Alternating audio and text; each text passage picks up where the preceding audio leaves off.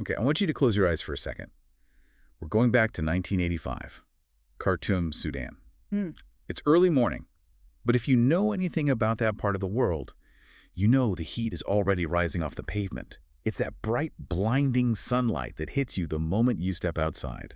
Right. The city is just waking up. You hear the metal shutters of shops rattling open, the hum of traffic, just the sound of thousands of people starting their day. And it's this very specific texture of life, isn't it? It's bustling, it's vibrant. But there's an order to it. People have their routines. And in the middle of this very ordinary morning, we have a young woman named Amira Al-Hakim. Right, and we really need to set the stage on who she is, because that changes the stakes immediately. It absolutely does. Amira isn't just a random face in the crowd. She comes from a very prominent, well-known family. Okay. The accounts from that time describe her as striking beautiful, but she carried herself with this maturity. She looked older than she was, a student, full of life, and on this specific morning, she walks out the front door of her family home. Just like any other Tuesday. She steps into that sunlight, heads toward her school. And that's it. That's the last time her family sees her. She never makes it to the classroom. Lunchtime comes and goes. She doesn't come home. And by sunset, the panic isn't just creeping in. It's taking over. And because of her family's status, this doesn't stay quiet.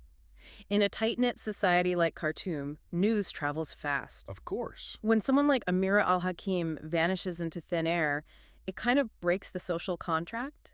It signals that the streets aren't safe. The fear spilled out of the household immediately. Parents started pulling their kids out of school. And the rumor mill just goes into overdrive. Mm. Is it a kidnapping? Is it political? Exactly. That's the terrifying part, the silence. Days go by, no ransom note, no phone calls, no sightings. It's as if she was erased from existence. The police are running in circles. The family is desperate. But then the story takes a turn that you honestly couldn't write in a movie script.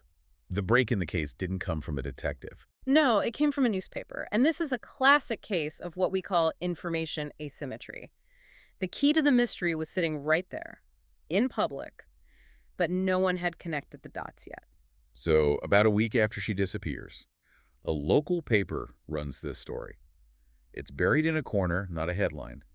It reports on a public disturbance in a busy neighborhood.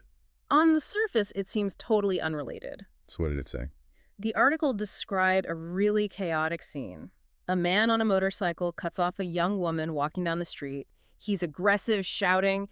He claims to be a police officer, and he's trying to force her onto the back of his bike to arrest her. Wait, hold on. This is in broad daylight. Broad daylight, busy street, the girl is screaming, terrified, fighting him off. So surely people reacted. I mean, if I see a guy manhandling a screaming woman on a motorcycle, I'm stepping in. And they did. Yeah. This is where the psychology of the crowd is so fascinating and so tragic. Shopkeepers, pedestrians, locals, they swarmed the bike. They surrounded them. They demanded to see his ID. You have to understand, in 1985 Sudan, authority was respected, but it was also scrutinized. The crowd wasn't going to just let him take her. So the system worked. The bystanders intervened. For a moment, yes. The man on the bike didn't have a badge. He didn't have a warrant card.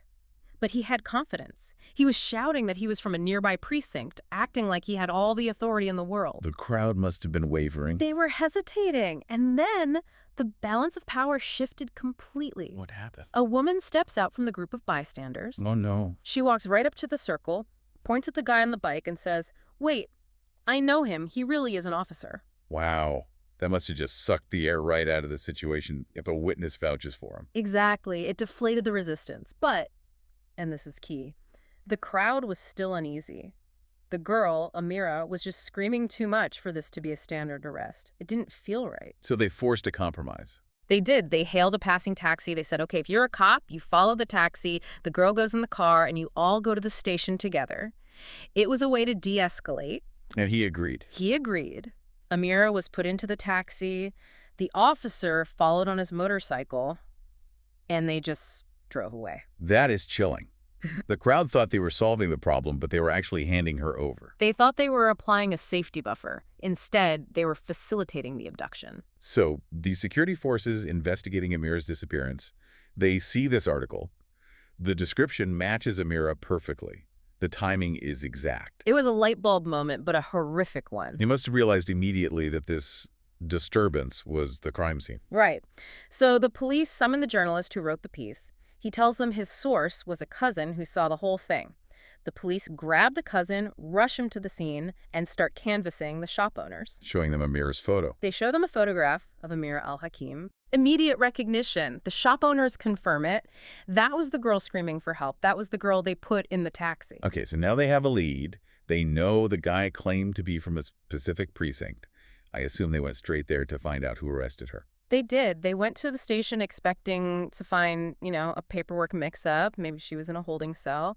But when they checked the logs, nothing. Nothing. No arrest record, no girl brought in, no officer filed a report. So he was lying. He was an imposter. Well, yes and no. And this brings up a detail that is incredibly specific to the economic reality of Sudan at the time. The police checked the equipment logs. No officer at that station owned a private motorcycle. And why is that detail so important? In 1985, Sudan was facing serious economic challenges. A private motorcycle was a luxury. It wasn't something your average beat cop could afford. Right. They'd use official vehicles. Or walk. The fact that this man had his own bike was a massive outlier. It meant he either had money or connections or he was operating completely outside the norm. So they're standing in this police station, realizing the man wasn't from there, the girl isn't there, and the trail has gone cold. It's a dead end. What do they do next? They realized they had to work backward. They split the investigation into 3 distinct task forces. It was a strategy of divide and conquer. Okay. Task Force 1, find the woman who vouched for the officer. Who was she? Why did she lie? Task Force 2, find the taxi driver. And Task Force 3, identify the man on the motorcycle. Let's start with the woman, the one who stepped out of the crowd. That seems like the wildest card in the deck. How do you even find a random bystander in a city of millions? You go back to the witnesses. The police returned to that shop owner who saw the fight, and they drilled him for details. What did she look like? What was she wearing? And he remembered something that just didn't make sense. Boy, was it. He said she was wearing clothes that looked like wedding attire, or at least very glamorous evening wear. Heavy makeup, flashy fabrics. At 10 o'clock in the morning. Exactly. In the blistering heat of a cartoon morning, it was completely out of place. So she wasn't a shopper or a student. The detectives made a deduction. If a woman is wearing full evening glam at 10 a.m., she likely hasn't woken up early. She hasn't gone to sleep yet. She works in nightlife. That's what they suspected. Cabarets, clubs, private parties. That narrows it down, but that is still a lot of ground to cover. It was a grind. They physically dragged this poor shop owner around the city for a week. Every single night, taking him to smoky clubs, underground spots, just staring at faces. Can you imagine the exhaustion? And then finally, they walk into a place and the shop owner freezes. He points to a woman and says, "That's her." Just like that. They arrest her on the spot. And under questioning, she doesn't hold up. She confirms she saw the fight. She confirms she vouched for him. And then she drops the bombshell. What? She says, "He really is an officer. I know him." So he wasn't an imposter. He was a real cop. He was a real police officer, but a rogue one. She gave them the name, Abdul Sadiq Yusuf. Okay, so now the puzzle pieces fit. A cop with his own motorcycle. Right. They checked his file, Abdul Sadiq Yusuf. He's been absent without leave a wall for 2 months. And crucially, his file confirms he owns a private motorcycle, which, as we discussed, made him unique on the force. They must have raided his house immediately. They did. But they were too late. The house was empty. He had fled. So he's on the run. But surely in that era, you can lock down the country pretty fast. You would think so. And this is where the story pivots on a moment of bureaucratic incompetence that is just heartbreaking. The police issue an immediate high-priority travel ban. They send the order to all borders, all airports. Stop Abdul Sadiq Yusuf. Okay, so he shouldn't be able to leave. In theory. But remember, this is 1985. There are no computers at the border desks. There's no digital database. This is communicated via radio or telephone to a dispatch officer who then writes it down by hand in a ledger. I have a really bad feeling about where this is going. The officer at Central Dispatch receives the order. He picks up his pen. The name is Abdul Sadiq Yusuf, but he mishears it, or he writes it quickly. And instead of Abdul, he writes Abdullah Sadiq Yusuf. Wait. You're kidding. He added 2 letters. Just a slightly different name. Abdul versus Abdullah. A typo.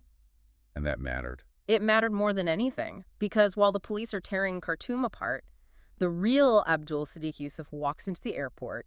He presents his passport. The border agent looks at the handwritten ban list in his ledger. And he sees Abdullah Sadiq Yusuf. Right. He looks at the passport which says, Abdul, it's not a match. Bureaucracy is literal. And he lets him go. He stamps the passport, and the prime suspect boards a plane to Egypt. That's infuriating. A girl is missing, the whole city is terrified, and the guy walks free because of bad handwriting. It just highlights the fragility of the entire system, a massive investigation defeated by a pen stroke. So he's gone. The public must have been losing their minds. People probably thought the police let him go on purpose. The pressure was immense. Accusations of a cover-up were flying. But remember, the task forces. Task Force 2, the ones looking for the taxi driver, finally got a break. Right, the taxi. The last place she was seen alive by a witness. Did they find the driver? They did. And his testimony fills in that final gap of what happened after the crowd dispersed. He confirmed he picked up Amira, and the officer followed on the bike. But he said they never made it to the police station. What happened? Halfway there, the officer on the motorcycle signaled him to pull over. He opened the taxi door, ordered Amira out, and forced her onto the back of his bike. Oh, no. Then he turned to the driver and gave a direct order. Go, leave, I'll take her the rest of the way. And the driver just left her there. He was a taxi driver dealing with an irate police officer. He probably just wanted to get out of the situation. He drove off. Leaving her alone with him again. Yes. That was the final failure of the safety net. So now they know the what. They know who took her. They know he's in Egypt. How do they get him back? This required high-level diplomacy. Sudanese authorities contacted Egyptian intelligence. They needed leverage. They went to Abdul's sister back in Sudan and applied immense pressure.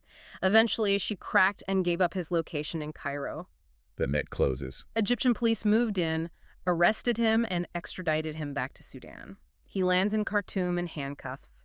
The chase is over. I imagine the interrogation room was intense. The whole country wants answers. Why did he do it? This is where the story shifts from a thriller to a tragedy. It wasn't money. It wasn't politics. Abdul confessed. He said he and Amira had been in a relationship. A relationship? A secret one, according to him. A toxic, obsessive romance. But Amira wanted out. She was moving on, reportedly planning to marry someone else. Someone more suitable to her family status. And he couldn't handle the rejection. He was obsessed. So the arrest on the street, that was just him trying to control her, to force her to talk to him. That's what he claimed. He admitted to the charade with the crowd. He admitted to pulling her out of the taxi. And he describes putting her on the back of his motorcycle. He says he was driving recklessly, speeding, fueled by rage, he claims. Keep in mind, this is his version. He claims Amira fell off the back of the bike while they were moving at high speed. He says it was an accident. He says she hit the ground hard, catastrophic injuries. She was unconscious, bleeding, dying. If that's true, you go to a hospital, you flag down a car, you save her. Unless you're an AWOL police officer who just kidnapped a woman in front of 50 witnesses. He panicked. He didn't go to a hospital. He scooped her up and drove to the home of a friend, a man named Yusuf. He took her to a friend's house. Yes. Great. And this part is very difficult to talk about. It's where the humanity just leaves the story entirely. What happened at the house? Abdul leaves Amira's body there. He leaves the house to go change his clothes, maybe to clean up, to formulate a plan. He leaves her defenseless. Now, while he's gone? When he returns, he finds that Amira has died from her injuries. But he also finds that his friend Yusuf had taken advantage of the situation. Wait, you don't mean... He had sexually assaulted her corpse. Oh my God. That is, I don't even have words for that. That is vile. It is the ultimate betrayal. First, she's kidnapped by a man who claimed to love her, and then desecrated by a stranger who saw an opportunity in her death.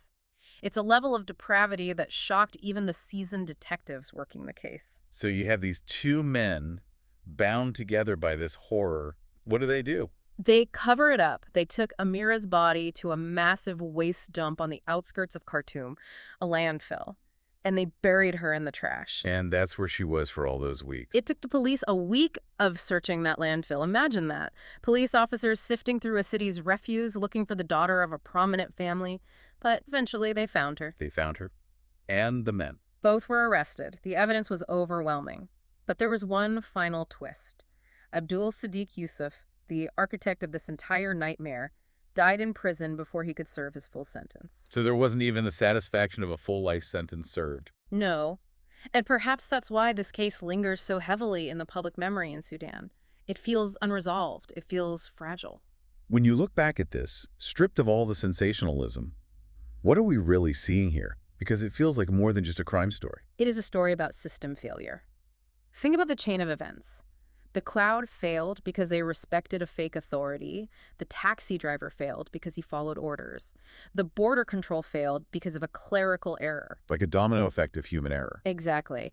Amira Al-Hakim didn't die just because of one man's obsession. She died because every safety net that civilization is supposed to provide, community, police, bureaucracy, it all snapped under pressure. It really haunts you, doesn't it? Yeah. That moment on the street, the sun is shining, people are watching, and yet she was taken.